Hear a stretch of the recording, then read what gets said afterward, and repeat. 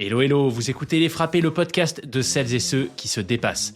Je suis votre hôte Loïc, ancien sportif de haut niveau en judo, coach, préparateur mental et amoureux d'activités outdoor en tout genre. Ma conviction, c'est qu'on a tous une petite étincelle de folie et d'audace, une version un peu frappée de nous-mêmes au potentiel exceptionnel qui sommeille en nous. J'ai créé ce podcast pour vous faire découvrir des femmes et des hommes qui ont osé le réveiller.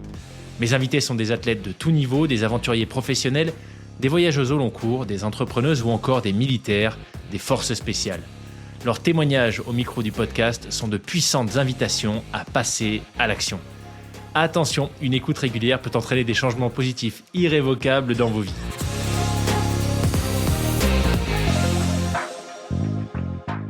Merveilleux, merveilleux. Eh bien écoute Benoît, bienvenue au micro des Frappés. Je suis absolument ravi de te recevoir et merci avant toute chose, merci beaucoup à Victoria de chez Simalp d'avoir coordonné tout ça et surtout de m'avoir suggéré qu'on se rencontre. Donc bienvenue Benoît une fois de plus. Bonjour Loïc, merci. Benoît, j'ai un paquet de questions pour toi, principalement motivé par le fait que je connais assez peu ta discipline. Motivé par le fait que t'es quand même clairement un des meilleurs Français, t'évolues à très haut niveau à l'international. Je sais pas s'il y a que la compétition, tu nous diras, en tout cas principalement la compétition qui te motive, ou s'il y a aussi une démarche artistique qui est souvent, qu'on retrouve souvent quand même dans ce que tu fais. Mais voilà, énormément de questions pour toi. Je pense la toute première, ce serait tout simplement, est-ce que tu peux nous expliquer ou expliquer à ceux qui connaissent pas du tout ce que c'est que la highline, de quoi il s'agit? La highline, en fait, c'est assez simple. Vous avez tous déjà vu, je pense, la slackline. C'est le fait de marcher sur un fil. Généralement, ceux-là, on les retrouve dans les parcs entre deux arbres. La highline, c'est exactement la même chose, sauf que ça se fait entre deux montagnes ou en hauteur, entre deux points en hauteur, qui implique de devoir s'attacher pour pas s'écraser au sol en cas de chute. Excellent. Excellent. Alors, j'en profite, j'étale le peu de connaissances que j'ai, un peu comme la confiture, sur une tartine. J'avais reçu, je sais pas si tu la connais, je sais pas à quel point ton univers est grand ou pas, mais Johan Humblé, je sais pas si ça te parle, qui est funambule et qui m'avait expliqué la différence à l'époque entre les fils de ferristes et les funambules. Qui est pas tout à fait la même chose. Donc, s'il y en a qui avaient écouté l'épisode, peut-être qu'ils s'en rappelleront. Pour les autres, la petite nuance, et tu me dis Benoît si je raconte n'importe quoi, je te dis ça de tête, mais c'est que les fils de ferris, il y a une notion de hauteur qui est finalement relativement faible, quelques mètres maximum, alors que les funambules, finalement, c'est un peu nos limites. Et je pense que tu vas nous confirmer tout ça dans le récit de ce que tu as déjà pu réaliser. Alors effectivement, les funambules, c'est nos ancêtres, c'est les anciens, comme on les appelle. C'est une discipline qui est assez cousine. Les funambules, effectivement, ils évoluent sur un câble en métal, donc il y a aussi une notion de matériel par rapport à la slackline. Alors que nous, en slackline, on va évoluer sur une sangle textile plate. Alors que les funambules vont évoluer. Enfin, les funambules, en fait, c'est le fait de marcher sur un fil. Et après, effectivement, les anciens funambules, eux, évoluent sur un câble en métal et avec l'aide d'un balancier. Exactement. Ah, c'est vrai qu'elle avait un balancier qui faisait plusieurs mètres. Ouais, c'est de plusieurs mètres et entre 10 à 20 kilos en fonction des personnes. Okay. Et du coup, ça permet vraiment de centrer, de descendre le centre de gravité et de leur conférer une grande stabilité. Okay. Et ensuite, donc j'ai pas envie de dire que c'est plus facile, j'ai jamais essayé. J'aimerais bien d'ailleurs un jour.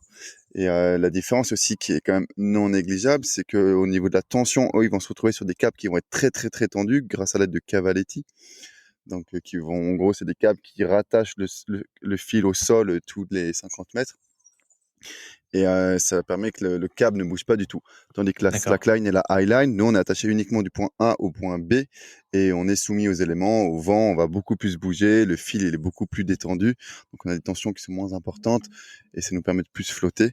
Et par contre, la grande différence aussi, pour la souligner quand même, c'est que nous, on est attachés et les fils de ferris, pas forcément, voire pas du tout.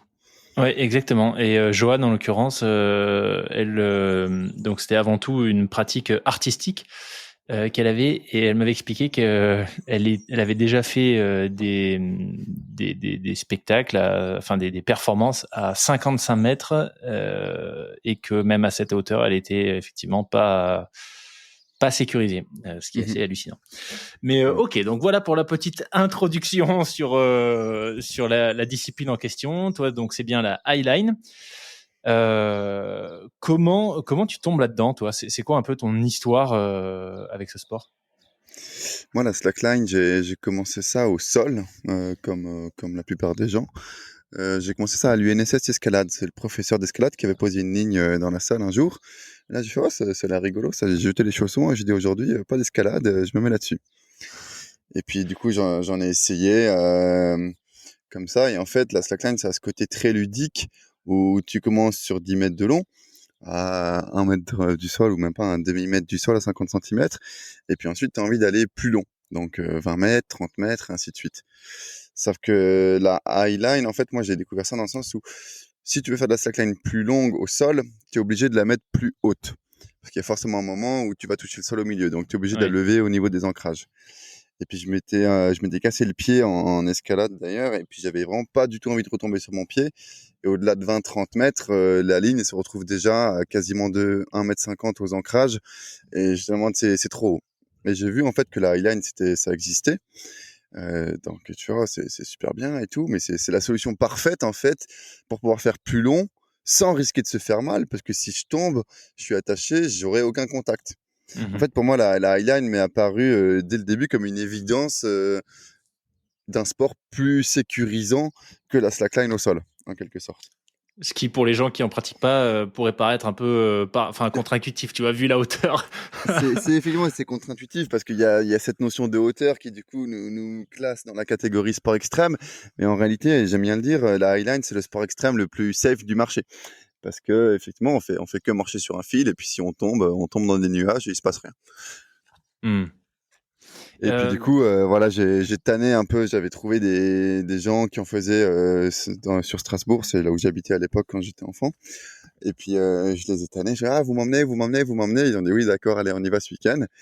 Et puis du coup là, j'ai essayé. Alors la première fois que je me suis retrouvé sur un fil à 20-30 mètres de haut là.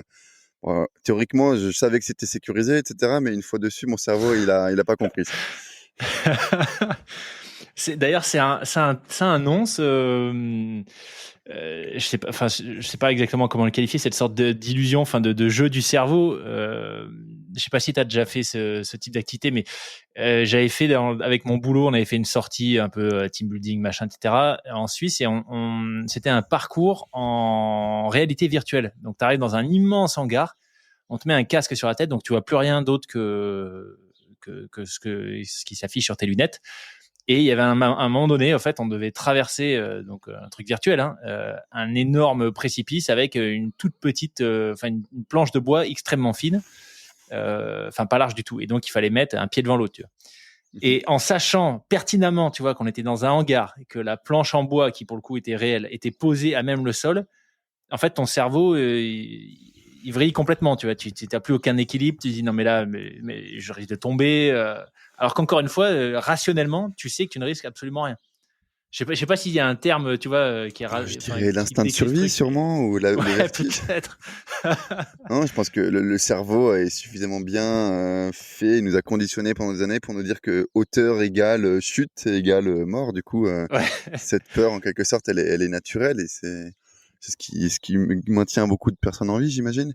Hmm. Et, D'ailleurs, il y a une. Enfin, qu'est-ce qui définit la highline? À partir de quelle hauteur au sol? Est-ce qu'il y a une sorte de consensus là-dessus? À partir de quelle hauteur au sol est-ce qu'on est plus sur de la slackline, mais bien sur de la highline? à partir du moment où il faut s'attacher.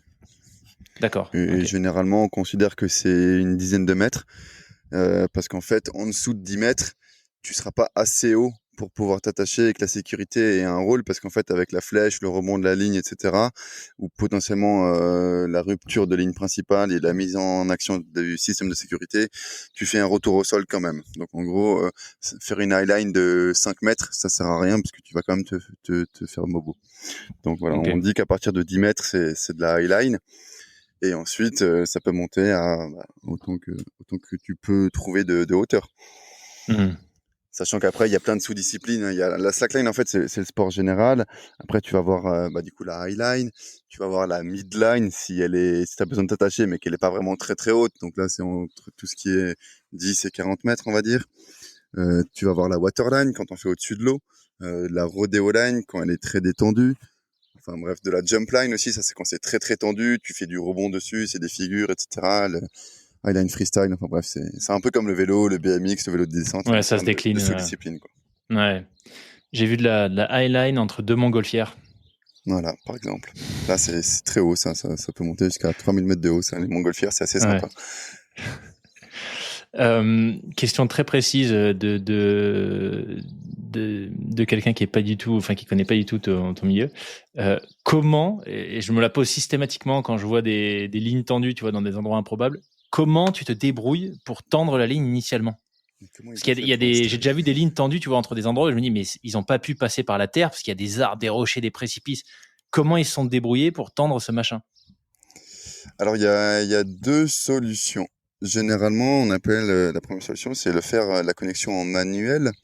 Donc, généralement, tu as une équipe de chaque côté, enfin, même toujours. Et puis, tu vas jeter une ficelle si tu es d'une part et d'autre d'un précipice ou d'une falaise ou d'une montagne. Donc, tu jettes une ficelle en bas de la falaise ou en bas de la montagne. Et puis ensuite, on a un troisième au milieu qui va récupérer la ficelle et D'accord. qui va connecter les deux ficelles ensemble. Ensuite, tu lèves la ficelle qu'on appelle un ficellou. Et ensuite, seulement tu fais passer la ligne avec un diamètre de ficelle de plus en plus important pour résister au poids de la ligne. Ça, c'est quand ton terrain au milieu, il est praticable. Après, des fois, tu vas avoir des ravins, des rivières, des forêts. Euh, donc là, c'est plus compliqué. Et en fait, on triche. C'est- On prend Raconte, vas-y. on prend tout simplement un drone. Ok, ouais, je me posais la question si ça se faisait avec des drones. Ok. Un drone avec un fil de pêche. Donc, on essaie d'avoir vraiment le diamètre le plus petit possible, mais quand même le plus résistant possible. Donc, on fait voler les fils de pêche, on récupère la ficelle, et ensuite on fait passer petite ficelle, moyenne ficelle, grosse ficelle, la sangle, et ainsi de suite. Donc, je te laisse imaginer que pour tirer 1 kilomètre de ligne au final, on a dû tirer sur 4000 mètres de ficelle au total, quoi. Waouh. Ok. Voilà. Ouais. Et ça, c'est génial parce que les drones, c'est une technologie qui est arrivée récemment, en quelque sorte. Ça fait moins d'une dizaine d'années qu'on les utilise. Moi, quand j'ai commencé la Highline, les drones, ça n'existait pas ou c'était pas forcément imaginable d'utiliser ça comme outil. Et du coup, avant, on galérait. Ouais, j'imagine. Donc, on le faisait à l'ancienne. S'il y a une forêt, tu prends ta ficelle, tu t'attaches un caillou, tu la jettes 30 mètres plus loin. 30 mètres, c'est déjà un beau lancer hein, pour une ficelle.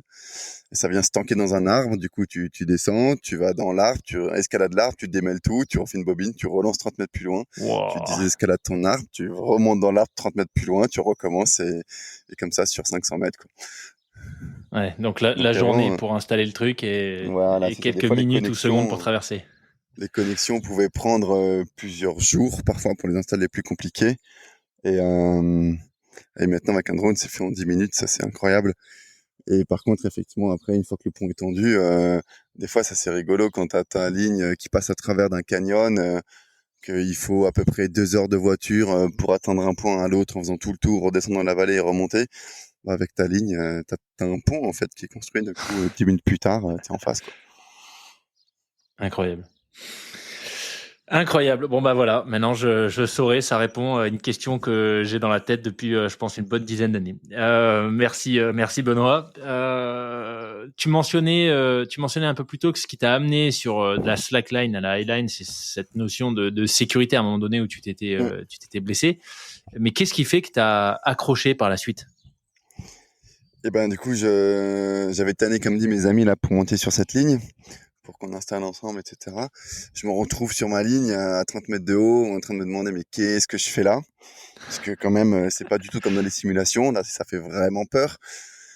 Et la ligne, elle bouge vraiment beaucoup plus que les petits essais que j'avais essayé dans le parc en essayant de me lever sans le sol. Parce que quand tu démarres une slackline au sol, bah, tu démarres du sol et tu montes une marche et d'un coup, tu te retrouves sur le fil. Quand tu es sur une highline, en fait, il n'y a pas de sol. Du coup, il faut que tu fasses ce qu'on appelle un départ assis. Donc, tu sois capable de te lever uniquement à partir de la ligne sans aucun autre élément. Mhm. Et du coup, j'essaye de me lever, je pousse sur mes jambes. miraculeusement, elles répondent, j'arrive à me lever. Et là, en fait, je chute, parce que forcément, c'est généralement ce qui se passe quand tu commences. Tu chutes la tête de la première, et puis j'ai déjà fait de l'escalade. Donc moi, la confiance matos, en soi, je l'avais. Je sais que ça tient. J'ai vu l'installation. Je sais qu'il y a de sécurité. C'est pas ça qui me faisait peur. Mais j'ai déjà fait des plombs aussi en escalade. Mais quand tu chutes d'une highline, en fait, tu chutes tête première. Tu perds tous tes repères. Enfin, le monde s'inverse et tu plonges vers le vide. Et là, tu dis ah. Et ouais, la première fois, j'ai crié. Je pense que toute la vallée m'a entendu. Et après, par Parce contre, j'étais suspendu dans mon leash là, pantelant. Et, c'est bon, ça fonctionne comme prévu. Je suis toujours vivant. Y a plus qu'à. Allez, on recommence. Ouah. Oh, punaise, ok. Parce que comment t'appelles ça? T'appelles ça une longe, ce qui te maintient en On sécurité? appelle ça un leash. Un leash, Un c'est leash, ok. la longe de sécurité. C'est de Ouais, ok. l'anglicisme, tout ce qui est de plus classique, beaucoup du vocabulaire et anglais. Et le leash, il fait quelle longueur à peu près? Et il fait la longueur de tes jambes, plus 30-40 Une petite marge. centimètres Ouais, d'accord. Ok. pour avoir un peu de mou, quoi. Ah, punaise. En même temps que tu me racontes tout ça, je suis sur le site de Simalp là et j'ai une photo sous les yeux. Alors je sais pas où c'était, mais où il y a enfin t'as l'air d'être quand même très très haut. Pour le coup, il y a des oiseaux qui volent autour de toi. Et t'es globalement à la hauteur des nuages dans les montagnes en face.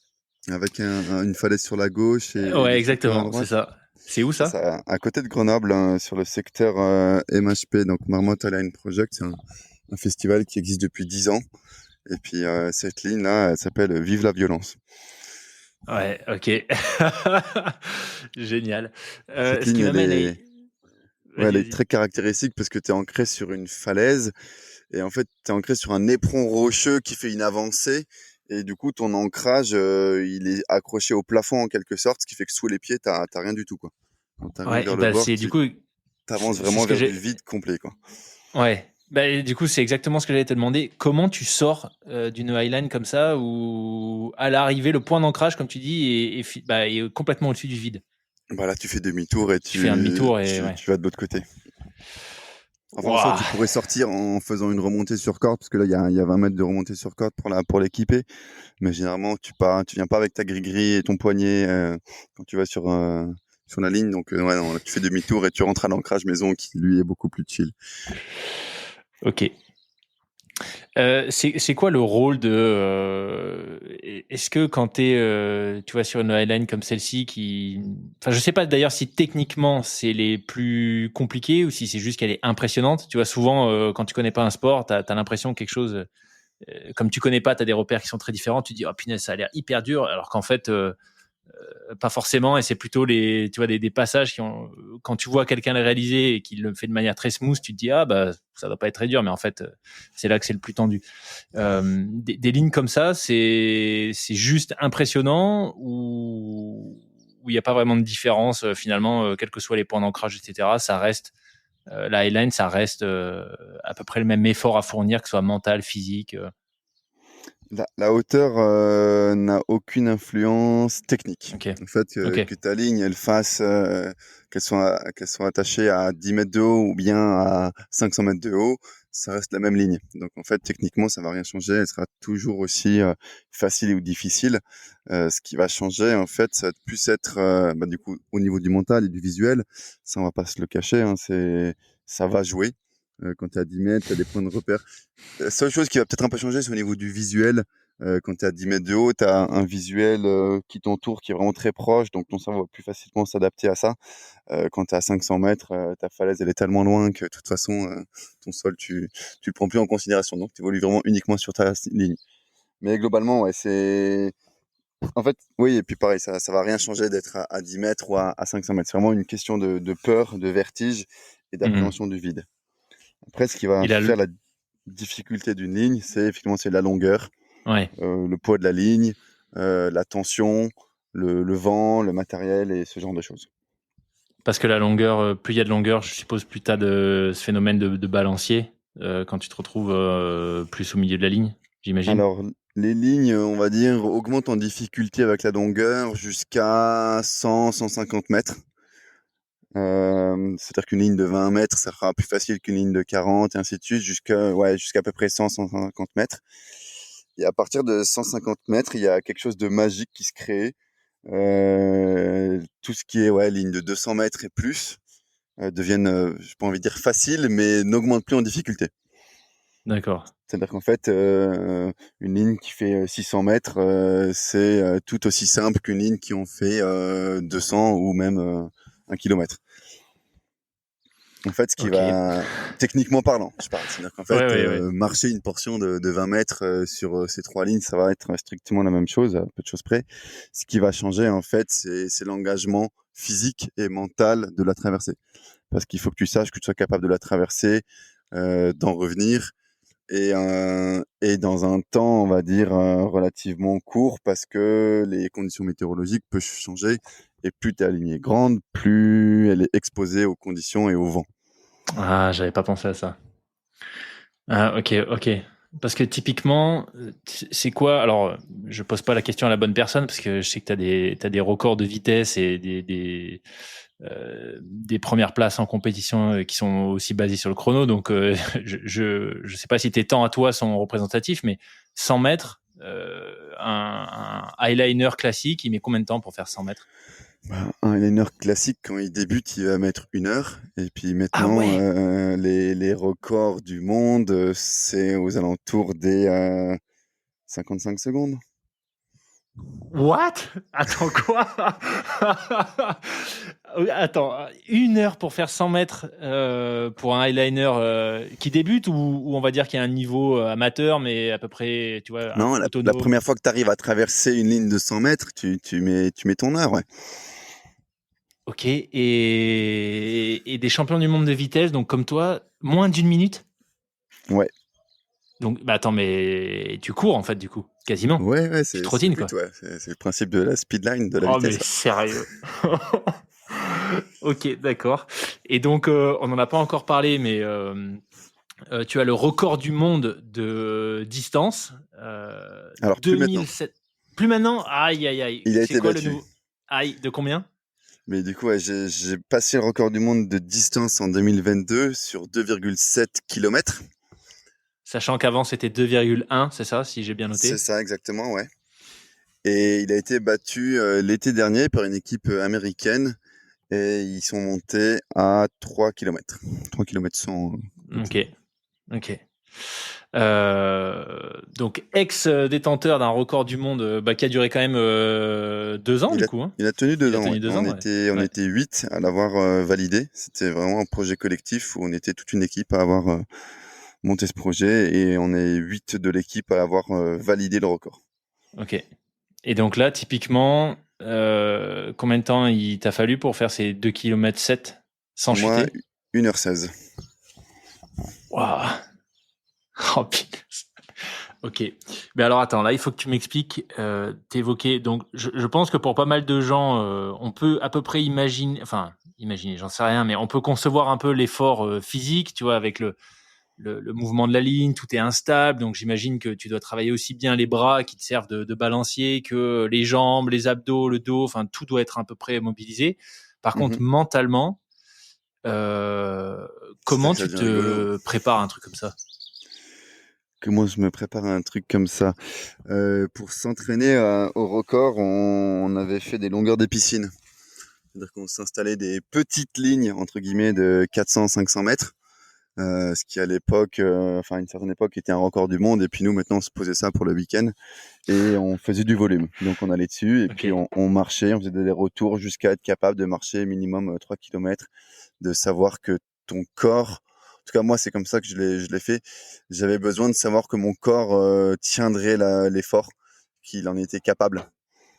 Et en fait, bah, à force d'être dedans, ton mental il suit, il va avec, quoi, parce que tu te concentres sur tes pas. Et après, en fait, c'est à la fois une grosse concentration, et à la fois, moi, j'aime bien dire que justement, le secret de la highline, c'est pas d'être capable de se concentrer à fond pendant 1 heure, parce que c'est épuisant, c'est d'être capable de se déconcentrer, au contraire. En fait, Hmm. c'est un peu comme quand tu étais à l'école, en classe, et que tu rêvassais, et puis que la maîtresse te surprenait et te pose une question, et ben paf, tu es quand même capable d'y répondre. Et ben là, c'est la même chose. Ok. Tu es sur ta ligne, tu es dans un état un peu de flow, t'enchaînes les pas, tu penses à d'autres choses, tu regardes le paysage, ce que tu as mangé hier, à tes proches, enfin vraiment à plein de choses. Tu laisses un peu libre cours à ta pensée et au moment où la ligne va vibrer, t'envoyer ouais, un peu un contrebalance ou un mouvement, paf, il faut qu'en un quart de seconde ou même moins, tu sois capable de l'absorber, d'y répondre et être présent et pas te laisser surprendre. Ok. Parce que si tu mets les pieds à côté, bah tu tombes et puis bah, du coup tu continues à traverser, ça restera un beau voyage, mais tu n'auras pas validé ta traversée. Et après, bah Hmm. du coup c'est ce qu'on appelle faire un send, marcher du début à la fin sans tomber. Il y en a pour qui c'est un objectif, il y en a pour qui c'est pas important, en fonction de l'objectif de chacun. Sur ce record du monde, là où j'ai dit on est 8 à l'avoir validé, on était une équipe de 25 et il y en a une vingtaine qui ont traversé la ligne sans la valider, donc avec plusieurs chutes, mais pour qui ça reste un exploit incroyable et qui leur fait beaucoup de plaisir. Ok.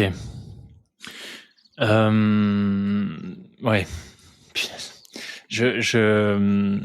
En fait, c'est toujours passionnant d'échanger avec des gens comme toi qui, tu vois, qui ont poussé leur pratique à un niveau extrêmement élevé. Et en même temps, il y a toujours un peu de frustration parce que je me dis, mais je suis sûr qu'en fait, j'arrive à concevoir peut-être un dixième, un vingtième de ce qu'ils vivent vraiment, de ce que ça demande, de ce que ça implique, parce que je l'ai jamais pratiqué moi-même, tu vois.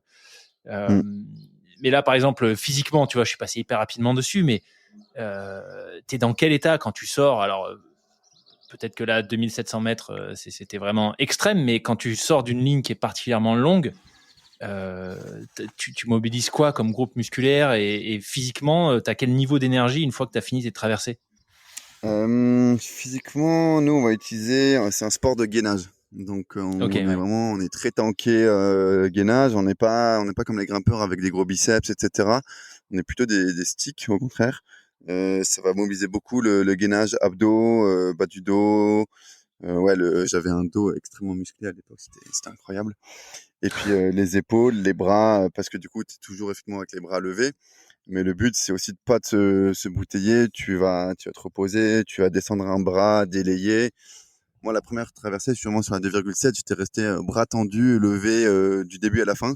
Et en sortant, j'étais rincé. J'arrivais plus à lever mon bras. À un moment, il y a quelqu'un qui me donne un verre d'eau, une gourde. Je lève le bras pour la prendre et je fais ah, ça fait mal. Et du coup, sur la deuxième traversée, j'ai pas fait la même erreur. J'ai bien pensé à tous les 50 mètres, descendre un bras, faire quelques petits moulinets, remonter, et ainsi de Mhm. suite. Et Ok. voilà. Après, physiquement, enfin, oui, c'est un effort, évidemment. C'est un effort physique parce qu'on est concentré, qui est pendant une durée assez intense. Quand je regarde des ultra-trailers qui courent pendant quasiment 24 heures d'affilée, des fois, je me dis que ça va. À côté, on n'est pas les pires, quoi. Ouais. Euh, Ouais, après, je sais pas, comme tu dis, mentalement, c'est super intéressant ce que tu expliques sur finalement, ce qui est crucial, c'est d'arriver à rester en état d'alerte, mais détendu. Mhm.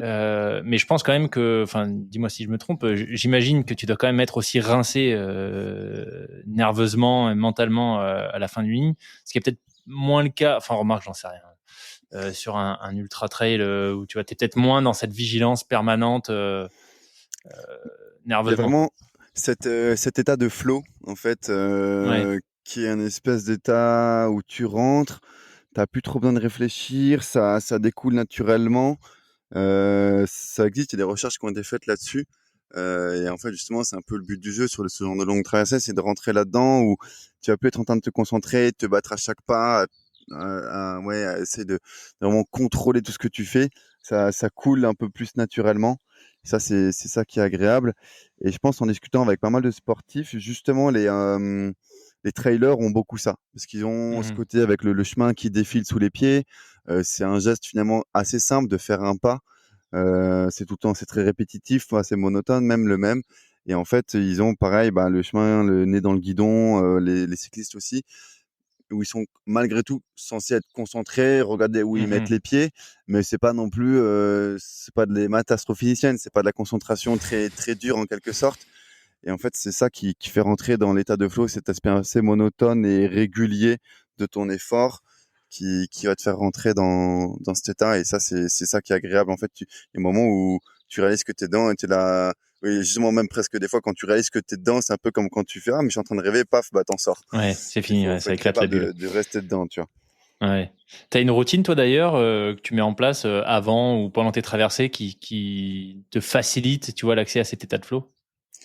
Je vais essayer, après, pour les grandes traversées, ouais, je sais pas comment expliquer. Ça va être, tu vas te préparer, tu vas te mettre en condition, faire un peu de visualisation, écouter une musique ou deux que t'aimes bien, voir le vent, etc., faire un échauffement, et puis après, ben, c'est plutôt une fois dessus, en fait, pour entrer dedans.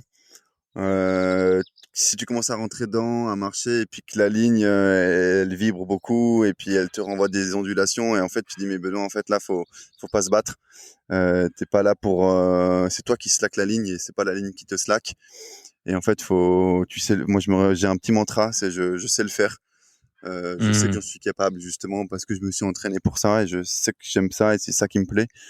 Et après, bah, tu te concentres sur ta respiration, tu respires avec le ventre, tu essayes de ralentir et pas d'hyperventiler. Et en fait, à partir du moment où tu te calmes, t'arrêtes de faire des pas saccadés, tu essaies de ralentir un peu ton rythme, d'avoir un rythme de pas plus smooth. Et une fois que tu as de nouveau capté de nouveau ce rythme plus régulier, bah là, éventuellement, tu peux te mettre à accélérer si tu as envie de faire de la vitesse ou simplement d'avoir un rythme très régulier et donc il y a les kilomètres, quoi. Hmm. Donc c'est une fois que tu es en état de flow que tu te mets à trottiner sur tes lignes et que tu fais 100 mètres en 55 secondes. Ouais, ouais. Si moi j'ai du mal à rentrer sur la ligne et puis faire un départ arrêté, paf, me mettre à ma vitesse max, c'est pas facile ça. Faut chauffer un peu Incroyable. la machine. Faudrait que, ouais, faudrait que j'aille regarder des vidéos de speedline du coup. Incroyable. Benoît, j'imagine que comme dans beaucoup de disciplines, moi j'ai fait du judo à haut niveau pendant longtemps et donc c'est venu. Je pense que quand tu pratiques quelque chose de manière un peu intense, il y a toujours un peu un revers de la médaille, tu vois, une usure physique, psychologique. Moi, je me suis cassé tous les doigts des deux mains, sauf les pouces, au moins une fois. Enfin, voilà, ça laisse un peu des traces. La headline, tu disais en intro que c'était sans doute le sport extrême le plus safe. Là, tu viens de nous expliquer que bon, voilà, physiquement, c'est exigeant, engageant, mais tu prenais l'exemple du trail, il y a peut-être pas de, tu vois, il y a pas cette notion d'impact qui peut être préjudiciable à long terme. C'est quoi les, les pas les inconvénients, mais les Le prix à traces que payer. pour le moment cette pratique ouais a pu laisser chez toi. Ouais, les gros sacs lourds qu'il faut porter pour monter en montagne, C'est là. vrai. Ouais. Le problème, c'est que putain, les grimpeurs, ils font de la grande voie, ils ont un sac, ils peuvent tout faire avec. Nous, plus la ligne elle est longue, plus il faut porter des sacs. Ouais. C'est Parce abominable. qu'une ligne je sais pas, 500, 600 mètres ou 400 mètres pour reprendre la longueur, tu disais que tu t'étais entraîné sur des lignes de 400 mètres pour votre record du monde. En termes de matos, ça représente quoi? Il te faut combien de highline reliés entre elles, etc. Et le poids, puisque tu évoquais le poids là, pour qu'on se rende un peu compte, tu vois, la line, elle pèse combien sur 400 mètres? On va dire qu'on compte toujours en setup, parce qu'en fait, une ligne de highline, c'est une ligne principale sur laquelle on marche, et une Ouais, ligne de backup. Avec la ligne de backup, donc si la ligne principale casse, on se retrouve dans la ligne de sécurité, dans le backup. d'accord. Donc on compte toujours en setup, et généralement un setup, ça va peser, en, les plus légers, ça descend jusqu'à 50 grammes au mètre. Et sinon, généralement, on est plus autour des 70, 80 sur des setups un peu plus classiques. Après, tout ce qui est longueur, généralement, on essaye d'avoir justement des choses légères pour, parce que le poids de la ligne sur plusieurs centaines de mètres, voire kilomètres, ça a une influence sur la tension, la sécurité aussi. Eh oui. Donc, le plus léger, c'est le mieux. Et voilà, donc ça fait que sur des lignes, je sais plus, la ligne de 2,7 km, elle faisait à vide, sans tension, juste posée au sol. Il y en avait pour 120 kilos de matos. Waouh. Sachant que là, Ok. c'était que la ligne. Après, il faut monter les ancrages, les Eh élingues, les oui. pieux, les matos de sécurité, la bouffe, le bivouac. Euh, voilà. Ouais. Ouais. Et toi, quand tu pars sur les lignes les plus longues, avec toi, t'as quoi? T'emportes du matériel? T'as, je sais pas, des chiffons pour t'essuyer la transpi, de l'eau, des glucides. Un chapeau, Ouais. un grand chapeau. Parce qu'en fait, la seule ombre que tu trouveras, c'est sous la ligne et c'est pas un endroit où tu as envie d'aller. Donc, Ouais. ouais, non, pour moi, c'est bien s'hydrater avant, moyen boire mes 1 litre, voire 2 litres de flotte dans la matinée avant d'y aller. Et puis ensuite, Ok. par contre, il y en a qui vont avec des sacs d'eau, des gourdes à tuyaux, enfin, pour Des s'hydrater camelbacks là, ouais. ouais, Ouais. camelback ouais, pendant la traversée ou des petites gourdes. Moi, généralement, j'avais essayé une fois, c'est pas quelque chose qui me va parce que comme j'arrive à faire des traversées assez rapides, finalement, la rapidité en quelque sorte, c'est une manière de réduire ton effort physique aussi. Parce que du coup, je reste concentré et sur la ligne que pendant 1 heure, tandis que certains vont rester dessus pendant 3, 4 heures dessus, quoi. Et ça, là, par Ok. contre, tu as besoin de Ouais, flotte parce là. que souvent, s'ils restent aussi longtemps, c'est qu'ils tombent et se relever, c'est aussi fatigant. Ouais. Ok. Donc moi je vais juste prendre Léger. chemise et en fait je vais me protéger du soleil et de la chaleur et m'hydrater bien en avance et savoir que je suis capable d'en sortir rapidement. Et ensuite ouais pour en revenir un peu aux blessures en fait je disais ça en rigolant sur les sacs lourds mais globalement bah tu fais des allers-retours et puis ça ira hein. Non moi j'ai des trous dans les pieds. T'as des trous dans les pieds, d'accord? C'est-à-dire qu'en Alors, fait, explique. tu poses ton pied de manière assez précise, toujours au même endroit sur la ligne pendant des kilomètres. Et puis moi, en fait, pour gagner un peu en vitesse, j'ai une technique où je fais glisser mon pied, en fait. C'est-à-dire que sur chaque pas, je vais le faire glisser un peu en avant d'une dizaine, quinzaine de centimètres. Parce qu'en fait, 10 centimètres, ça paraît pas beaucoup, mais fois 10 000 pas, ça te Ouais. fait vite gagner beaucoup de temps.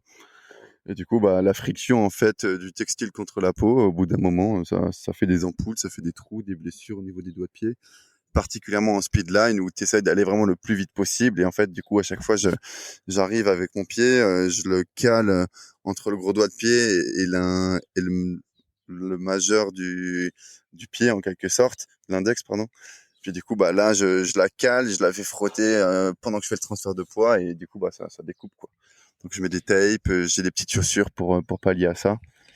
Et puis sinon après, ce qui revient souvent, c'est les genoux aussi, les blessures de genoux, parce qu'on force dans les départs assis beaucoup d'efforts Ah sur oui. le genou qui est plié à 180 degrés.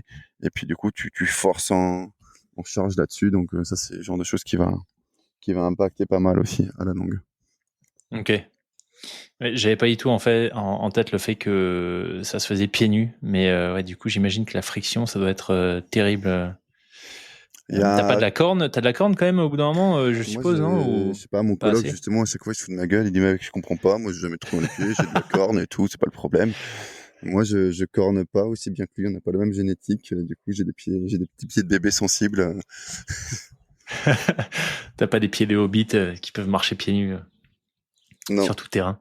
Et ouais, Ouais. non, malheureusement pas. Ou en tout cas, quand je le fais, bah, enfin, j'essaye, hein, à chaque fois, début d'été. Allez, cet été, j'essaye de marcher pieds nus tout l'été. Au bout d'un moment, j'ai mal aux pieds, quoi. Je suis, bah non, je vais mettre des chaussures. Ouais. C'est n'importe quoi, vos histoires. Je suis toujours sur le site de Simalp et je serais curieux de savoir ce qui t'est arrivé en 2024. C'est rapidement évoqué. T'as eu un terrible accident, pour reprendre le terme du site, et qu'aujourd'hui tu aspires à revenir à la compétition. Tu disais un peu plus tôt aussi que t'avais avant un dos hyper musclé, donc si tu l'as perdu, j'imagine qu'il y a eu des raisons à ça. Donc est-ce que t'es chaud pour nous expliquer un petit peu ce par quoi tu es passé? Et ben, l'année dernière, j'ai utilisé un joker, on va dire ça. Ok. J'étais en randonnée et puis bah, j'ai eu la mauvaise idée de tomber d'une falaise, faire une chute de 20-30 mètres. Et du coup, bah, ça fait pas du bien. J'ai cassé fémur, rotule, bassin, vertèbre, ligament quadricipital, donc pas mal de choses. Et puis ouais, je me suis retrouvé vivant en bas de la falaise. Déjà, c'est pas mal. Vu le point de départ, c'était pas forcément une évidence. Et puis du coup, ouais, j'ai fait bah, l'année dernière globalement à l'hôpital et en convalescence. J'étais Ok. ouais, vas-y.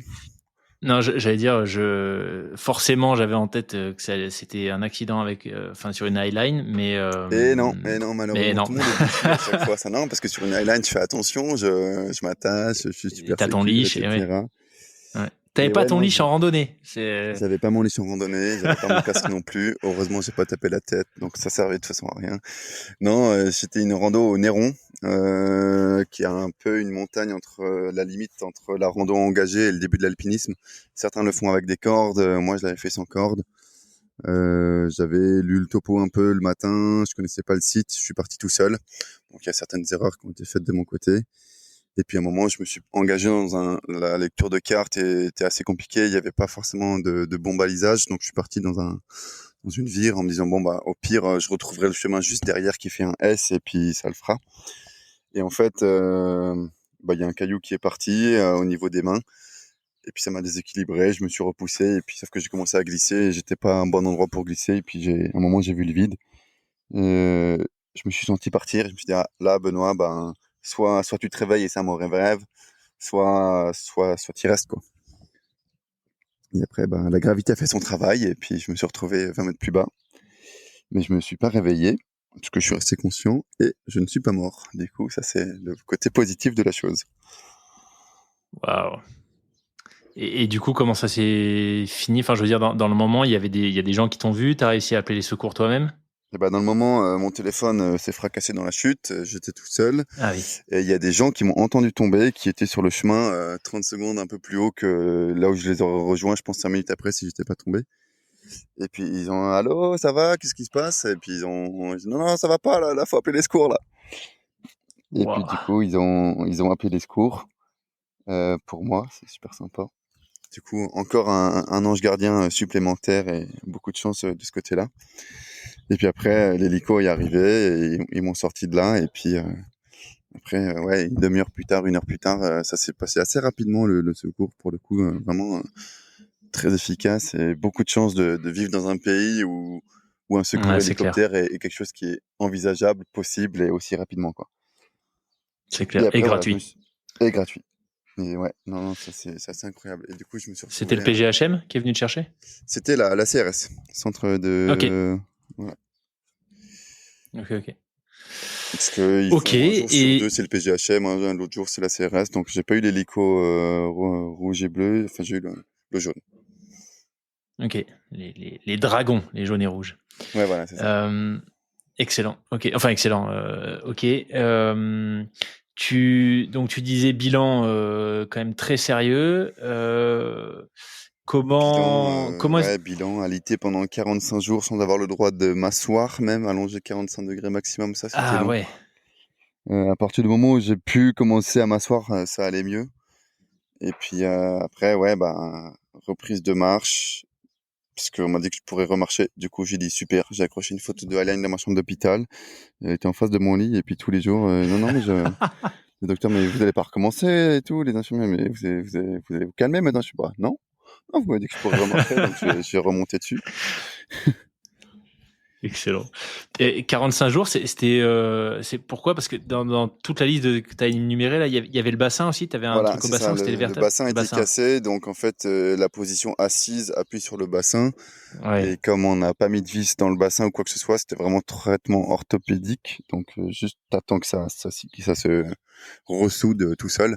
Donc là, finalement, pas le Ouais. droit de mettre du poids dessus. Et donc ouais, pendant 45 jours, t'es alité et t'es, t'es allongé quoi. Ouais. Ah, le bassin, c'est abominable. Ça moi, je me suis fait taper par une voiture sur un entraînement à vélo. Et j'ai eu le bassin fracturé aussi. Et franchement, en fait, c'est là que tu te rends compte. En tout cas, moi, c'est là que je m'étais rendu compte dans l'île d'hôpital. J'avais pas fait 45 jours, mais j'avais fait une bonne dizaine de jours. C'est là que tu te rends compte à quel point le bassin est est mobilisé pour absolument tout, tu vois. Et Mm. ce qui m'a fait prendre conscience de ça, c'est que je pense peut-être le deuxième jour après mon arrivée à l'hôpital, c'était au printemps, donc il y avait un peu du pollen, etc. J'ai éternué. Mais j'ai pas pensé une seule seconde, tu vois. J'étais allongé dans le lit. À aucun moment, je me suis dit, il faut que je me retienne, ça va me faire mal, tu vois. La douleur abominable d'un éternuement quand t'as le bassin fracturé, c'était mais incroyable. Je pense qu'en moins de 10 secondes, j'étais intégralement trempé de sueur, je voyais des étoiles et tout, juste parce que j'avais lâché un éternuement sans me retenir, tu vois. Et là, tu te dis, Ouais, ouais, en t'envoies fait, l'onde le de bassin, choc et c'est, tout, c'est rigolo. Ouais. waouh, c'est terrible, terrible, terrible. Donc, 45 jours, punaise. Ouais. Et ça a été 45 jours. C'était le diagnostic initial. Il t'avait recommandé de faire ça ou parce que tu as été rapidement actif avec cette optique de je vais y retourner. C'était finalement plus rapide que ce qu'on t'avait dit. Non, non, 45 jours, on les a fait allonger. Et puis après, ça, c'était juste pour rester allongé. À partir de ce moment, j'ai eu le droit Ouais. de m'asseoir.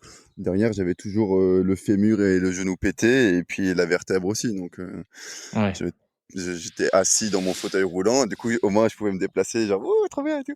Mais non, non, j'étais toujours pas. Enfin, ouais, j'avais le droit de manger à une table avec les copains à l'hôpital, mais puis uniquement allongé dans mon lit. Mais derrière, je suis resté 3 mois à l'hôpital au complet. Et après, en sortant, je suis rentré chez mes parents et j'ai encore fait 3 mois d'hôpital de jour avec 4 séances semaine, quoi.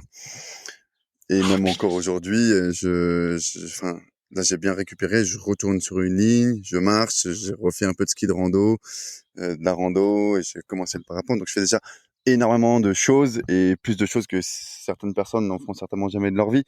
Ouais. Et ça, je réalise que j'ai une chance incroyable de m'en tirer aussi bien et d'avoir une récupération aussi rapide.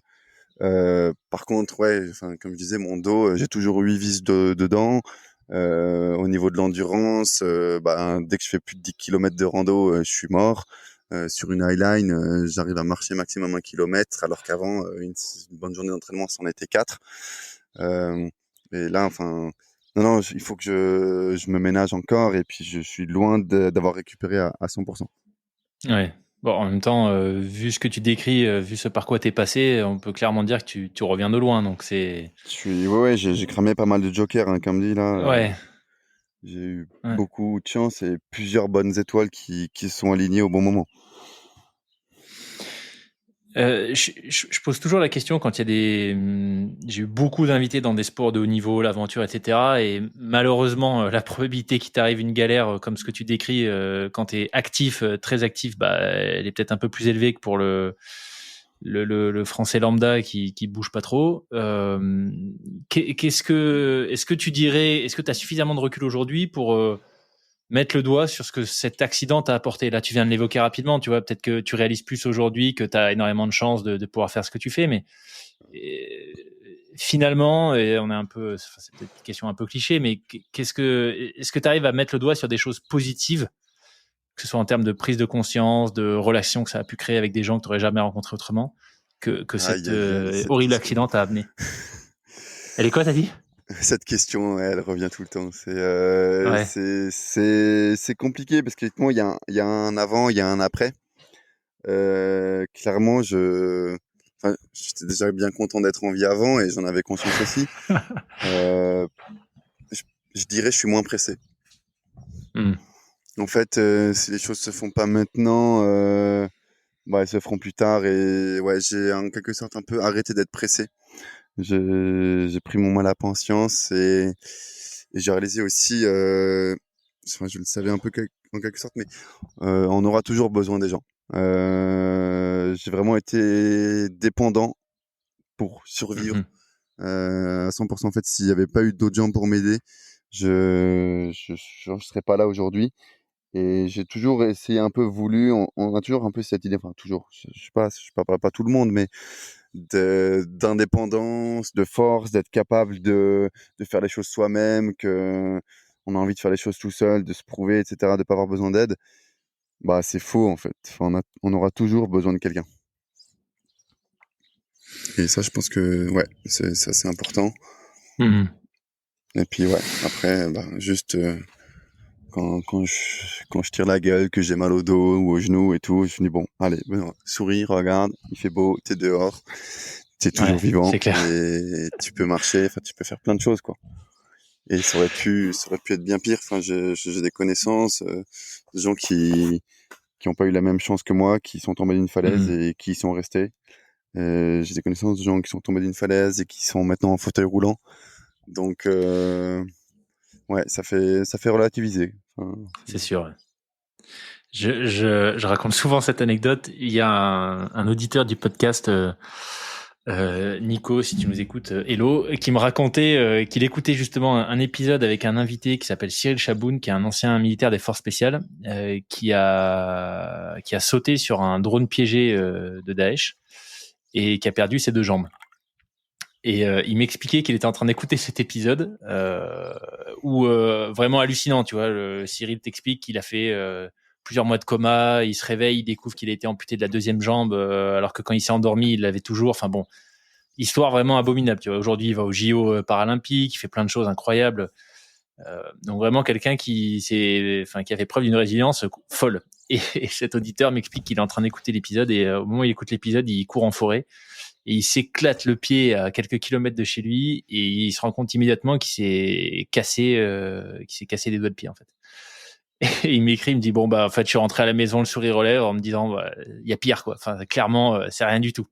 Donc je suis assez d'accord avec toi que ouais c'est souvent le genre d'histoire qui font un peu relativiser. En tout cas, prendre conscience que malgré tout, on a quand même beaucoup de chance d'être en vie et de pouvoir faire globalement à peu près ce qu'on veut, quoi. Mm. Ouais, non, c'est sûr, il y a pire. Après, à l'hôpital, c'est assez rigolo.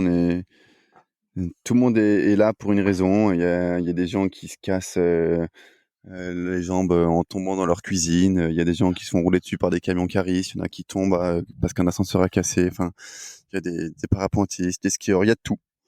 Et en Ouais. fait, c'est ça aussi qui est assez important. Tu disais tout à l'heure par rapport aux Français lambda, on prend plus de risques en quelque sorte. Pas forcément. Je pense que la vie, en fait, c'est dangereux. Et je vois, il y avait un vieux, il est tombé dans sa cuisine, il a chuté contre sa table de cuisine et puis il s'est retrouvé à l'hôpital, au centre de rééducation. Il y en a un qui avait 94 ans. Lui, c'est mon modèle. 94 ans, il passait le motoculteur dans son jardin. Il s'est fait broyer la jambe. Ah oui. Mais moi, si je peux voir sa forme et être capable de passer le motoculteur à 94 À ans, je pense que 94 ans, je c'est suis clair. prêt à y laisser ma jambe. C'est Et clair. puis, ouais, après, je pense qu'aussi le fait d'être actif dans la vie de tous les jours, de faire autant de sport, bah, derrière, ça nous épargne pas mal de blessures que des Français lambda qui font pas de sport auront plus facilement en quelque sorte parce qu'on est plus Mmh. alerte aussi, plus meilleure proprioception et meilleure capacité à retomber sur nos pattes en quelque sorte. Mmh. Donc, ouais, non, je vais pas arrêter de faire de la montagne. Je vais continuer à me balader.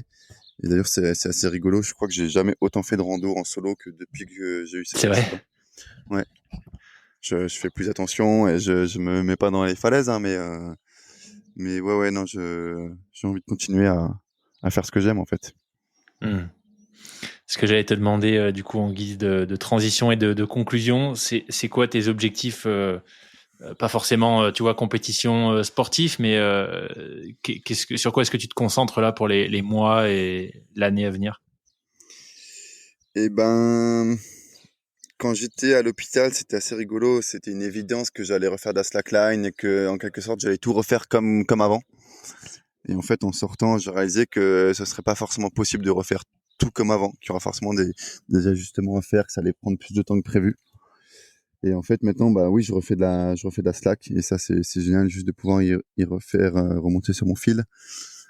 Par contre, effectivement, la compétition, bah c'est plus compliqué. J'ai recommencé à faire des compétitions. Je me suis qualifié pour la Coupe du Monde.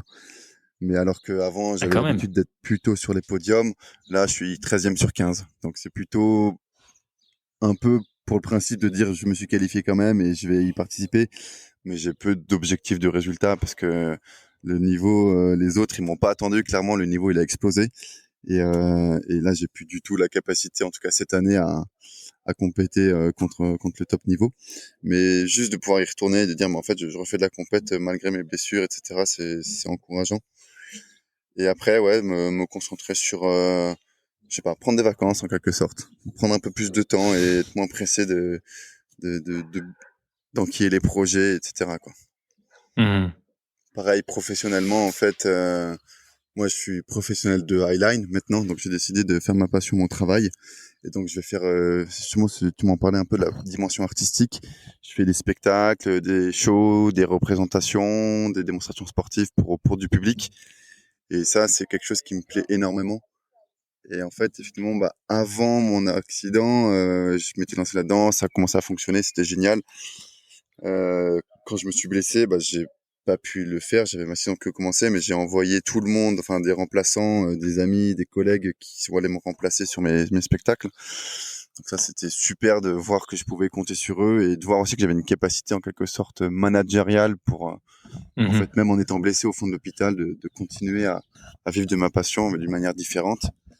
Et après, maintenant, que je peux remonter dessus, il faut que je réfléchisse si j'ai toujours envie de le faire, sachant que c'est pas forcément moi qui vais assurer le spectacle et de le faire pour les copains. C'est des questions qui se posent. Donc voilà, là, en quelque sorte, je réétalonne un peu mes valeurs et savoir ce que j'ai envie de faire dans la vie. Ouais. C'est génial.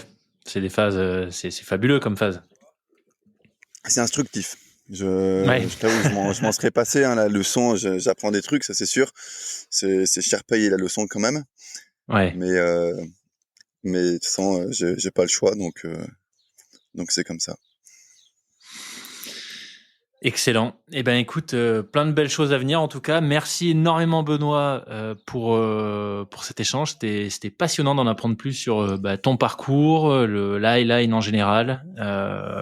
Et puis forcément, on s'était mis d'accord qu'on n'en ferait pas le cœur du sujet, mais des anecdotes comme celles que tu viens de partager, c'est toujours très intéressant de comprendre comment les gens se relèvent quand ils font face à des vraies grosses galères.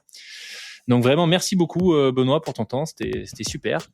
Et puis écoute, peut-être à une prochaine pour, j'en sais rien, une initiation à la highline ou pour que tu viennes m'expliquer finalement sur quel projet t'es parti. Ok, écoute, avec grand plaisir. Et puis, merci beaucoup Benoît. Ça se fait. Parfait. Merci Benoît, à bientôt. Merci à toi.